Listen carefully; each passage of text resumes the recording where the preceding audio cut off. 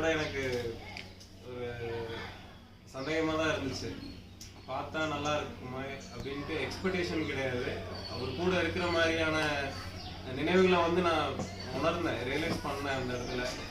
அது பிரபஞ்சத்தின் மூலியமா எனக்கு அது எப்படியோ பிரபஞ்சமே ஐயாவோட சேர்த்துக்கிச்சு. ஏன்னா எல்லாருமே தெளிவாக இருக்காங்களா அப்படின்னா கிடையாது. எல்லாத்துக்குமே ஒவ்வொரு குழப்பங்கள் இருக்கும், நிறைய குழப்பங்கள் இருக்கும். இறைவனும் டைரக்டாக வந்து இறைவன்றது ஹையர் பவர் தான். இந்த சாமி தான் அந்த சாமி தான் இல்லை, ஒரு ஹையர் பவர் தான்.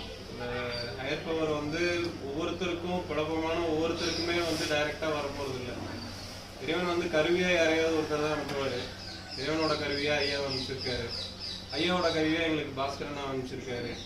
அவர் மூலியமா தான் ஐயா நமக்கு பார்க்குற பாக்கியம், அவர் கூட ட்ராவல் பண்ணுற பாக்கியம் எனக்கு கிடைச்சிச்சு.